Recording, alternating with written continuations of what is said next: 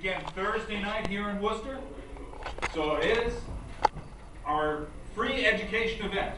So, without further ado, if I could have everyone be upstanding, and if DJ could please lead us in the Pledge of Allegiance.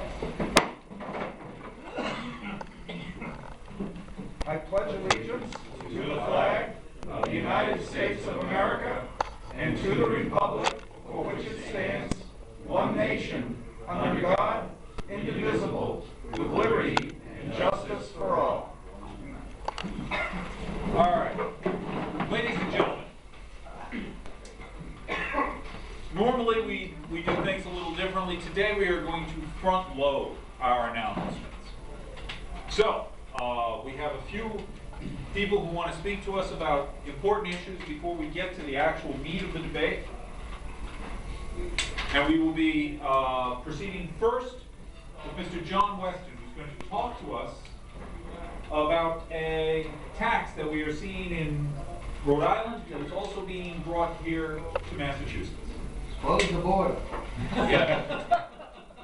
Well, first of all, I'm sure a lot of you remember our previous governor, Minnie Duvall. And if you remember, he pushed for two things in the last couple of years of his reign in his empire. One was a 1 cent per mile tax or fee, whichever you want to look at it, to drive on roads in the Commonwealth of Massachusetts. And of course, everybody said, well, how are you going to do that? First of all, he proposed every motor vehicle that was in Massachusetts, and I don't quite know how you were going to tax people who weren't in the state, but then it became just people who worked in the state.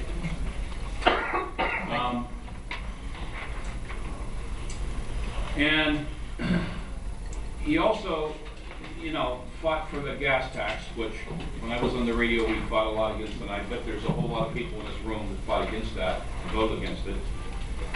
But even though we have a governor that has an R after his name in, upstairs, who's doing a fairly decent job, and isn't spending money on curtains and audio visuals, I'm sure that the Democrat-controlled legislature is really eyeing what's going on. If you go back to 2012, 13, and 14, the Mass Turnpike Authority put out all this really great news on how they're going to eliminate toll collectors. Of course, everybody in the room goes, oh, yeah, get rid of those bumps. Have you ever seen a political hack get laid off? They'll think, let's really be honest. Okay. So, they have done a few things like if somebody retires, maybe they don't replace them for the first 6 months, and then of course then they put somebody else in, but they want to be able to save the people. Okay. So, this new thing that's going on in Massachusetts and Rhode Island is going to have dramatic effects on the economy in Massachusetts. It's probably going to cripple Rhode Island. It's going to increase the cost to every single business. It's going to increase the cost to every single thing that you buy, unless the guy who made it for you lives next door to where you live. And I think that this is something that you need to contact the Rhode Island DOT, the Massachusetts DOT, and all your elected officials here in Massachusetts and talk about that. Now, it does sound great, again, to get rid of the toll collectors, but I'm just going to give you, I'm going to jump ahead and then I'm going to come back. Since you live in this area, you may know that you can pay for your electronic toll collecting device in Auburn. And if you've ever been there, you notice there's a pretty good sized office complex tucked in this little corner that nobody really knows is there unless you go down to the page, put money on your Easy Pass. You know what that building really does? Half of it, I should say. And if you notice, there's a lot of state police cars around there all the time, which I can't quite figure that out because there's not a state police barracks there. But that building really does, it houses at least 40 people that scan over 1,000 license plates a day who did not pay their tolls in Massachusetts. I'm wondering if those are toll collectors. Or when this program goes through, that will be their new job.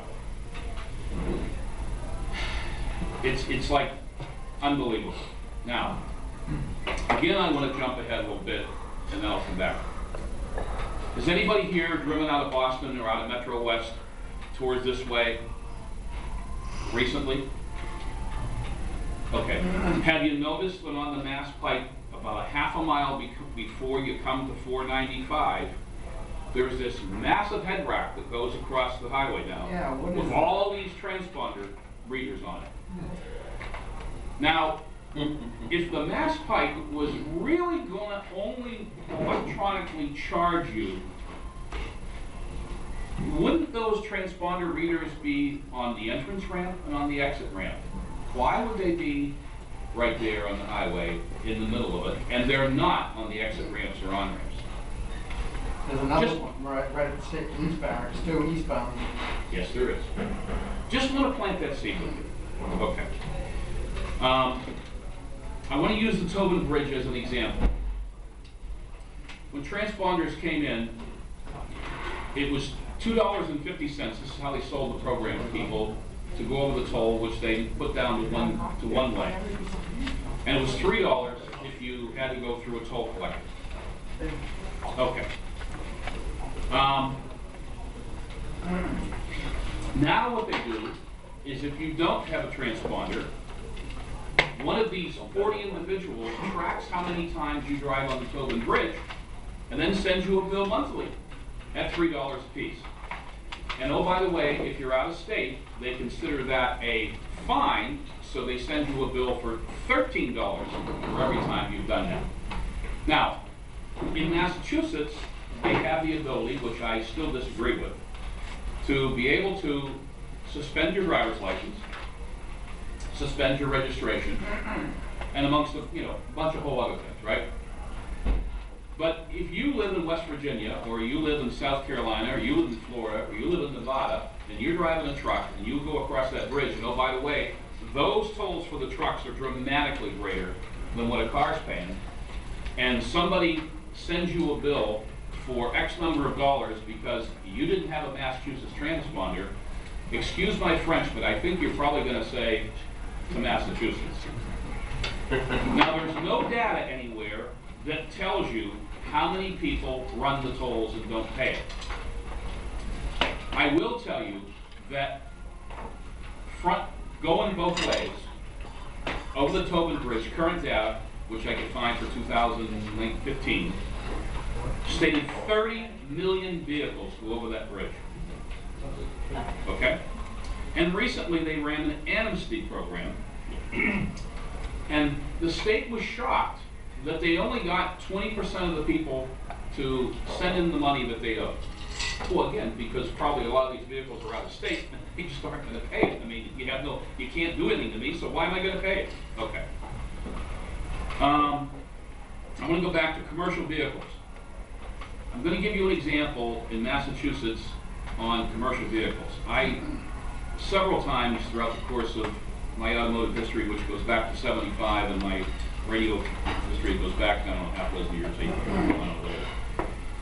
I worked with several legislatures to try to change the commercial plating of vehicles in the state.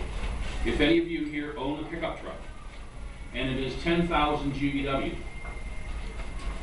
you can put a passenger plate on it. It used to be it had to have multiple rows of seating, but now even if it's a regular cab pickup, you can put a passenger plate on it. But once it hit 10,001 pound, which means a Chevy or a GMC 2500 or 3500, means a Dodge 2500 or 3500, means a Ford F-250, 350, you have to go according to the GVW. Now recently, because of my hobby, I bought a dual-wheel pickup that has a 14,000 GVW. Guess what I paid for my plate for 1 year? Anybody know? Take a guess. At least twice. $240 for 1 year. My inspection sticker, because I'm over 10,001 pounds, has to be a TOT inspection sticker. Yeah. It's not 39 bucks or whatever the heck it is, it's $125. Okay. So all these rules and regulations are for commercial vehicles, supposedly they're coming up. I want to emphasize that when I went down to get a transponder for my pickup truck, they told me that I had to put a minimum of $100 in my account and I had not get free like they do for your cars, but because I was a commercial vehicle, I had to pay $50 for my transponder. Okay. Now, Did you have to get certified for DOT? I used to drive, and because of my contract, I had to get a actually have health card DOT. okay, I'm operating as a private individual, not in commerce. I don't haul anything with my trailer other than something I own. So technically, I don't need it, but if I go past the way area and I've got a trailer and I got something on it, you better believe I better pull in and explain that. Right. Okay. Right. And I do have a health card and all those things. Yeah. You know, but on purpose, I know I'm probably going over a lot of people's heads. The trailer that I recently bought was a 14.4 GVW, had it derated to 99.99, so my combined rate was 24,000 because at 26,000, you have to have a Class A commercial driver's license. Right. And then you pay ridiculous, I mean, you pay the same money as tractor trailers. It's unbelievable. Okay. Now, I think if Massachusetts was going to be realistic about all this and not look for the way to gaff us, we would do what they did in New Hampshire. And obviously, we've probably all driven across the border at some point in time recently. And if you know on 93, 95, and Route 3, they have a massive overhead transponder that you can go through at highway speeds, not at 15 miles an hour, because don't kill my dad, the signs are up. But you can go through at highway speeds so you don't slow down. If you're not a New Hampshire resident, or you don't have a transponder that will work, and they do have, off to the right, they have some toll collectors. Now, that makes sense to me. I'm not a fan of all these tolls, but we do have to raise some money to take care of the bridges and the roads. Of course, the big thing would be, let's stop robbing all the gas, you know, the taxes that are supposed to pay for that, because they've been robbing it. That's why we haven't been able to do it. All right. So anyway, 2014, they had another big thing, and they announced that by 2017, all the tolls are going to be gone, all the collectors are going to be gone. Yeah, they'll all be working in Auburn. And it's going to be wonderful. Well, again, I'm going to go back. It's why is there a head rack in front of the State Police Barracks in Weston, and why is there one just before 495? Because those aren't exits. That's the main part of the thing. So here's my fear. One, they're going to regenerate that 1 cent per mile driven on certain roads. Two, they're going to increase, and they can say to you, well, this only affects certain vehicles. Well, once they have the computer program set up to only affect certain vehicles, they can just go in and go and keep changing it, lowering and lowering and lowering. Okay? So now let's get to Rhode Island. I have articles right here if anybody wants to see them. I'm more than glad to share. You can if you go online and you type in Rhode Island proposed road tolls, the internet now explodes with it. I mean, I just in the last 3 or 4 days, and look how many pages I've got just about the first 2 or 3 things on the internet. Okay. Rhode Island's a pretty key state, as well as Massachusetts. They're kind of gateways into New England and part of Connecticut. And I'm sure Connecticut's really paying attention to this one. It is now proposed in Rhode Island that commercial vehicles, and that's how it was stated, will have to pay tolls to go over somewhere between 17 and 20 bridges in Rhode Island and drive on limited access divided highways. 146, Route 3, Route 6, 95, I-195. Okay. They are telling people, oh, we're going to have a limit of $20 a day per vehicle. Okay. From my commercial vehicle industry experience, which is vast, nationally, the average small business has about 5.5 vehicles in their fleet, including the owner's vehicle and then the people who work for them. Okay? So $20 a day times 6 days a week, $120 a week. Times 52 weeks, $6,240. Times 5.5 vehicles, $34,320 just got added to them, out of, I should say, taken away to small businesses. That's for the lowest commercial vehicle. Now I'm really going to scare you. Rhode Island has said they're not sure if they're going to limit it to $20 because they really need money. Where have you heard that before? Has anybody ever gone to Providence and then driven down towards the Cape on 195? What is it, about a 20-minute ride from Providence to Seekonk at the border, if that? I mean, with traffic, at night it's maybe 15, right? Guess how much the tolls would be, because there's so many bridges you go across. This is proposed. And guess how much the tolls would be to go from Providence to Seekonk, one way for commercial vehicles? Take a guess. I did tell somebody else this, so don't say it. I'd say $5. $40 to $50 for a 15 to 20-minute ride. Wow. It will become the single most expensive highway to drive on in the United States. I can't see Maybe that. even in the world. Now, to go border to border on 95, they're proposing $20 fee. Okay? But let's say you're coming up from New York City and you're delivering widgets, doesn't matter what those widgets are, and you need to stop in Providence to deliver some widgets, but you're then going to go to Boston to deliver the other half of your load. So, you're on the highway, you pay your flat 20 bucks, you get off, you get back on, you pay your next 20 bucks, there's 40 bucks. This is really insanity. And I've got to suggest to everybody that you start paying attention to this, because New England is so small. Now, there also is a proposal this will only affect Class 8 vehicles and higher. And I'll explain that to you. That's 33,000 GVW.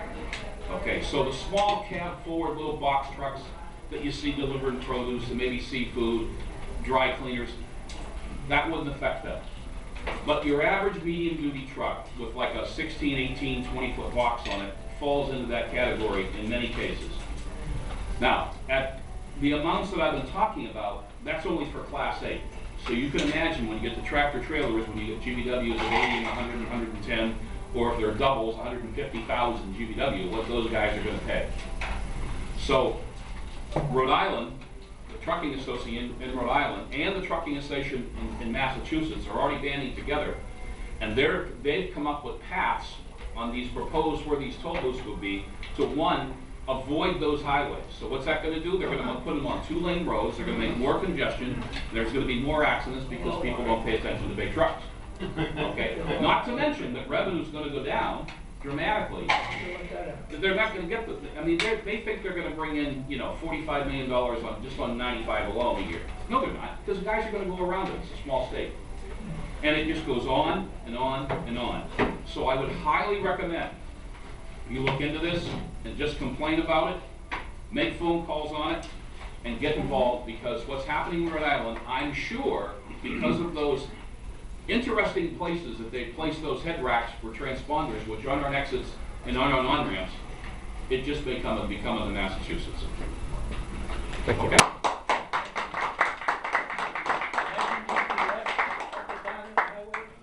Thank you, John. This is an issue that is going on in Rhode Island. Our friend John Wicking has been fighting with this. This is something that is going to be, you know, their attempt to undo the fact that we won in question 1. You know, if they can't tax us one way, they'll find another way to tax us. Next up, I have a gentleman I'm very proud to be able to introduce.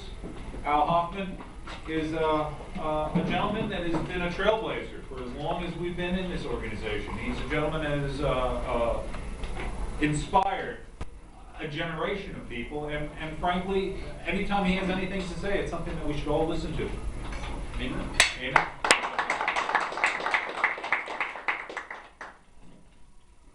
Well, the only thing I really wanted to say tonight is to announce a conference that's going to be taking place on April 23rd. And I don't have the literature for it yet because I'm firming up the speakers and the details, but essentially, it's going to be sponsored by the Liberty Advocates of New England, and it's going to be at Cabela's conference room, in the new Cabela's, the Berlin-Hudson town line, on Route 62, which is just east of the exit on 495. This conference is going to be specifically to have working groups formulate ideas to submit to state legislators, primarily to repeal existing Massachusetts state law. And the conference is free to participants, except that your admission ticket is to bring in at least one written proposal for a law that needs to be repealed. And I think probably most of the people in this room can come up with a handful just on their drive-in from where they live. So Jim Wallace of the Gun Owners Action League is going to be the featured speaker, because Gun Owners Action League, along with a couple of other organizations like Mass Citizens for Life, has really been at the forefront of getting legislators to introduce good legislation and to repeal bad legislation. And I think we need to expand that type of thing across the board to a lot of other areas. For example,